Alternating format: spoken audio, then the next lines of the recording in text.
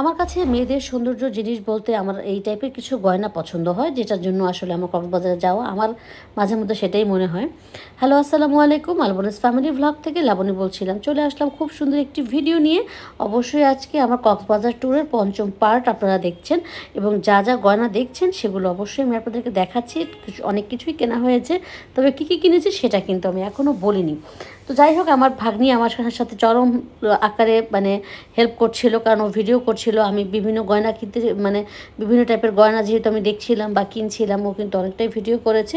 তবে হ্যাঁ, যেটা আপনারা দেখেন হয়তো বা ভিডিওতে বা দেখেছেন যে হয়তো বা ওটা কিনেছি, না ওটা কিনিনি, অন্যগুলো কিনেছি। যেটা কিনেছি সেটা আমি এখন দেখাবো না, কারণ হচ্ছে কি, যেহেতু আমার একটা প্রোগ্রাম আছে, সেই প্রোগ্রামে আমি পড়ার জন্যই আসলে ওটা রেখেছি। আর আসলে কিছু কিছু জিনিস থাকে যে ভারী কোনো কিছু কিন্তু সবসময় ক্যারি করা যায় না। আর মুক্তার জিনিসের প্রতি একটু অন্যরকম আমার সবসময় একটা একটা টান থাকে। তো ছোটোবেলায় মনে করতাম কি, মুক্তার জিনিসের একটা মুক্তার অনেক অনেক দাম হবে। এটা আসলে অস্বাভাবিক কিছু না। একটা সময় দাম ছিল, যখন খুব মানুষ কম এটার বিষয়ে জানতো, এটা সম্পর্কে বুঝতে পারতো, বা বিজনেসটা হয়তো ওইভাবে তেমন একটা মানুষকে আমি দেখিনি। তো এখন যেহেতু আসলে অনেকটা দিন থেকে ইচ্ছা করছিল যে এই টাইপের একটা মুক্তার মালা কিনবো আমি।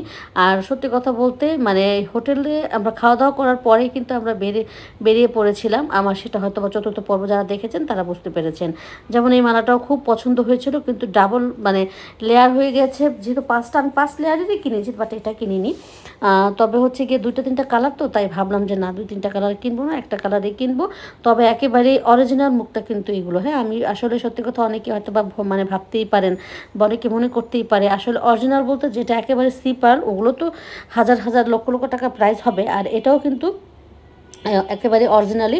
তো এটা কোথা থেকে আসে সেটা অবশ্য আমি আপনাদেরকে এখন ডিটেলসে বলতে পারছি না, এই তবে আমি জানি যতটুকু, এটা একেবারে রিয়েল, একদম পার্লের গয়না।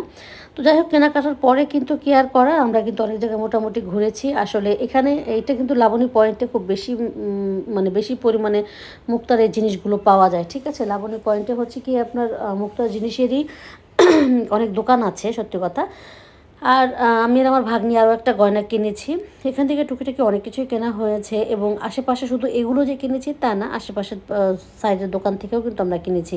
এগুলো কিন্তু আমার ভাগ্নি সব কমেন্ট করেছে, ভিডিও করেছে।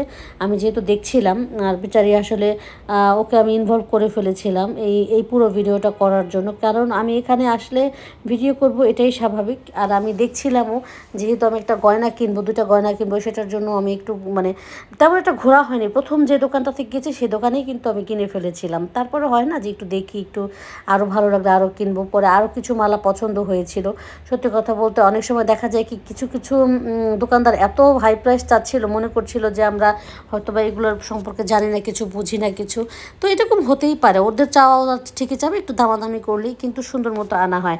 আর এগুলোর কিন্তু মোটামুটি আমরা পেজে কিন্তু মোটামুটি অনেক প্রাইজই দেখি আসলে। সে নাই যাই, যারা কিনতে আসবেন তারা অবশ্যই বুঝতে পারবেন। যেমন এই যে আমার এই মালাটা খুব পছন্দ হয়েছিল, পরে দেখলাম যে কালারটা তেমন একটা ম্যাচিং হচ্ছিল না। পরে যে আমার ভাগ্নি দেখছিল, এ ফাঁকে আমি এবার একটুখানি ভিডিও করে নিলাম। মালাটা কিন্তু খুবই সুন্দর ছিল। ও কিনেছে একটা, আমিও একটা কিনেছি যদিও।